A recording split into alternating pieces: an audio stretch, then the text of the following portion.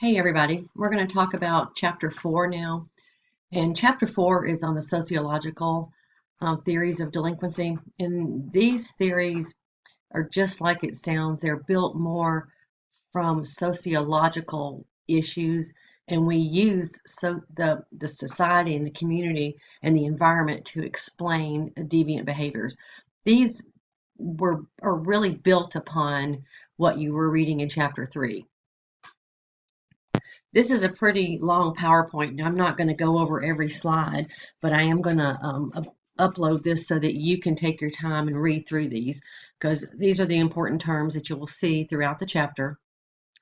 These are the next two slides, excuse me, are some of the most important points that you need to know following your reading of the chapter. Like I said, here's the next slide on that. You can read through these on your own. These sociological explanations are really the most widely used explanations for delinquent behavior. And this is a shift away from the views of Lombroso that we talked about in positivism. The ecological perspective is also known as the Chicago School of Thought, and this is because most of the research was done in the inner city of Chicago. This is used to explain deviance as an outgrowth of location, meaning that it depends on where it occurred is the reason why juveniles are deviant in that area. The new areas saw a lot of moving in and out. A lot of people were uneducated, unemployed, couldn't speak English. So we're seeing a lot of immigration into these inner city areas. And of course, with these problems comes criminal activity. And we look at Shaw and McKay. They have the social disorganization theory. This actually states that when you have people transient moving in and out of an area, they don't attach to that area. They don't feel responsibility to keep that area up, and they don't care how it looks. So it causes a social disorganization. And as I said, Shaw and McKay are the originators of the Chicago School of Thought. Um, this was in areas that, like I said, it was a constant turnover, and therefore people just didn't have the they didn't have any sense of ownership. So what they saw in their studies was delinquency was the highest in and around the central business district, and it was higher in the poorer areas and these areas that were dominated by immigrants. One of the issues that some opposer to this theory remarked that it was built on more group uh, results than individual, and this is what's known as the ecological fallacy. Now we're going to move to learning theory. And learning theory is really just like it sounds in that it states that individuals learn from the factors around them. They learn from what other people do. It's who you come in contact with. It's who your peers are. It can even be learned from your parents. Uh, Edward Sutherland in 1939 originated with the differential association theory, and this is built off of the learning theory. He has 9 major points that outline his theory. I think it's, yeah. I'll let you read through these in your own time, but it was the major source of learning deviance comes from people you know and who you're exposed to.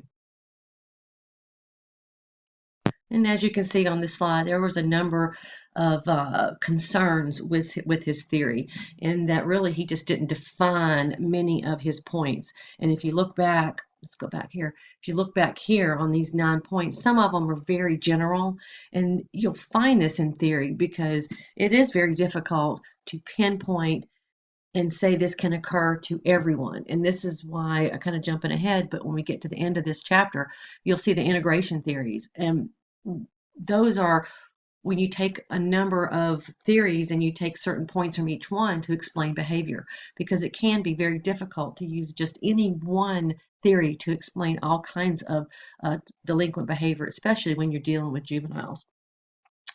Let's move to, and here we see just a couple theorists that built off of Edward Sutherland's.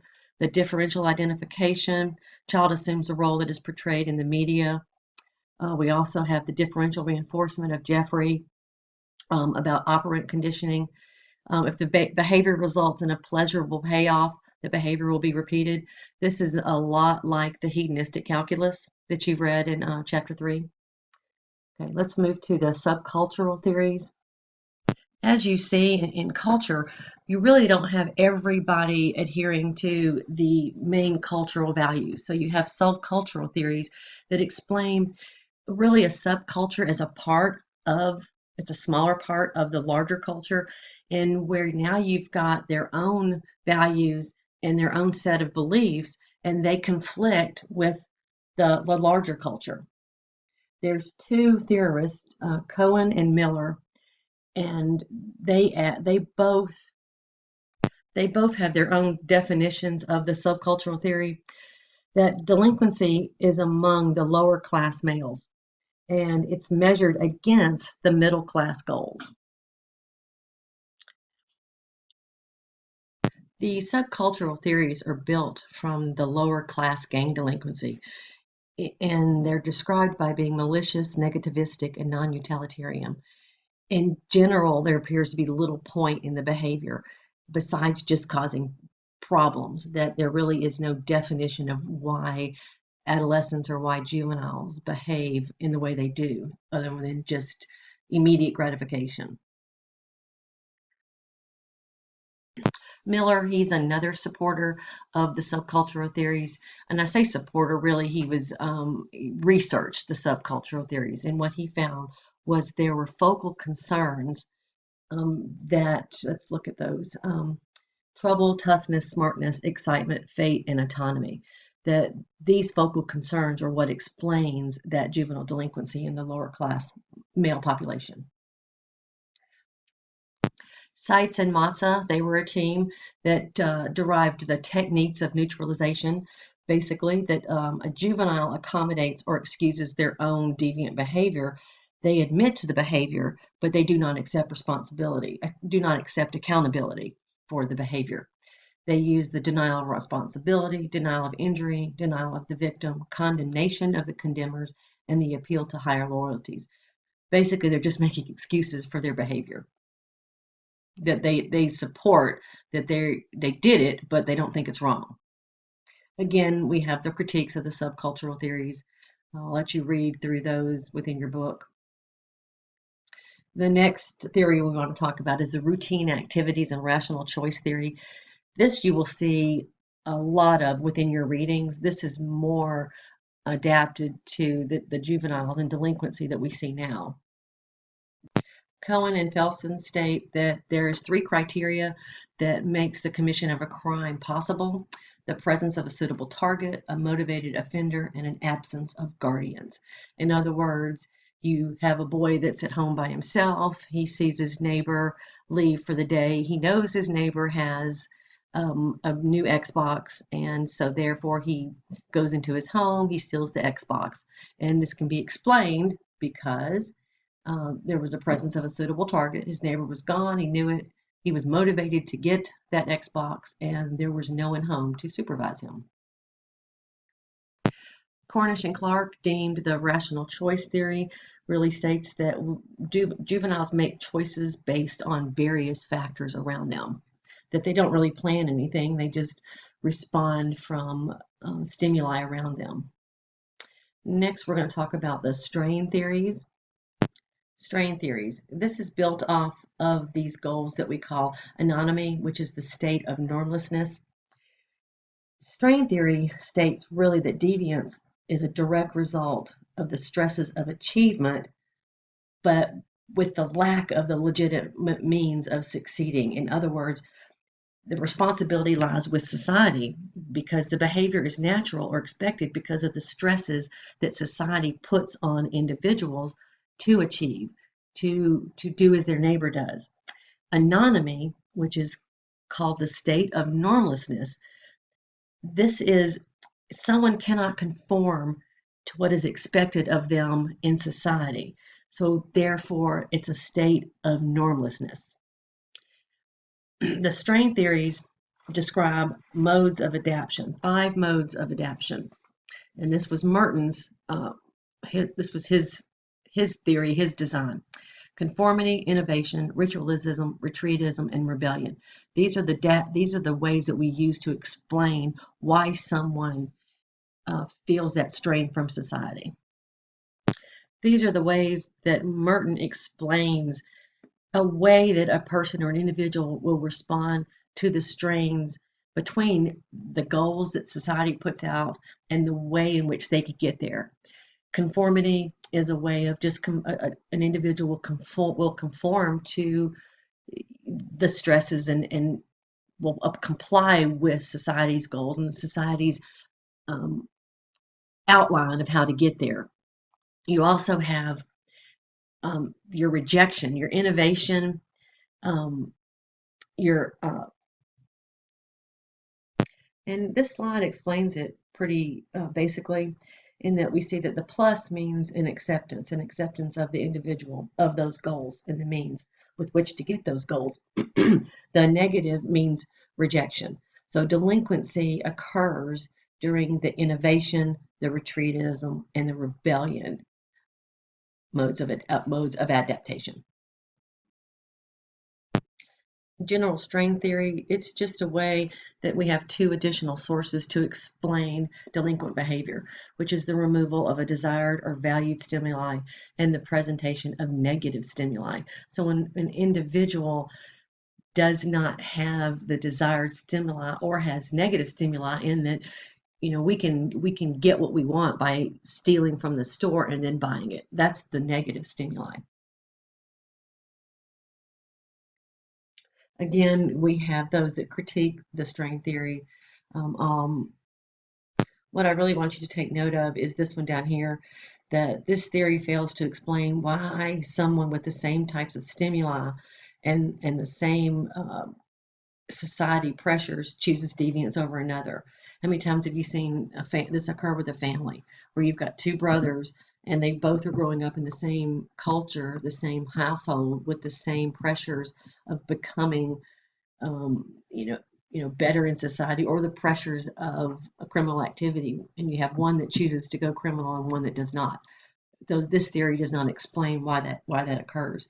We move now to the social control theories, and these theories, whereas we looked at with the strain and the differential association, those explain why individuals participate in a certain behavior. The social control theory explains why an individual does not elect to participate in deviant behavior.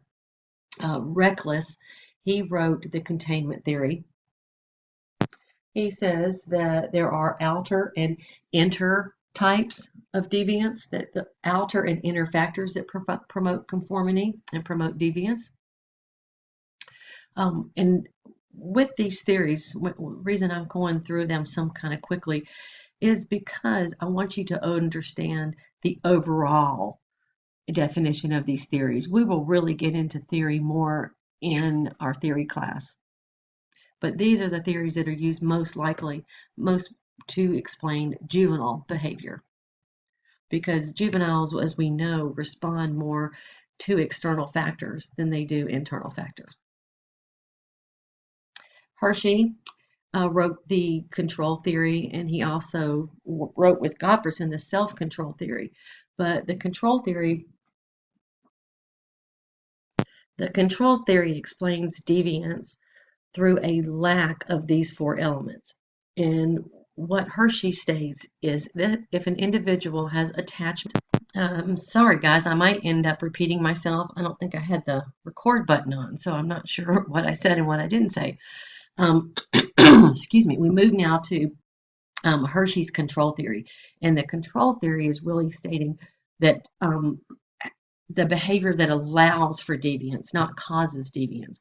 And what Hershey says, that if we have these 4: attachment, commitment, involvement, and belief, that there is a stronger bond with the adolescent, and therefore they will not indulge in deviance. And here we have these 4 elements explained in more depth. The attachment is an attachment with anybody that's a positive caregiver.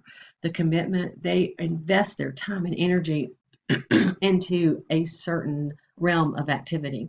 Involvement, meaning if they are involved in something productive, they don't have the time and energy to involve themselves in deviant behavior. And the belief is the existence of a common value system, that they're socialized in such a way that they accept the common belief system.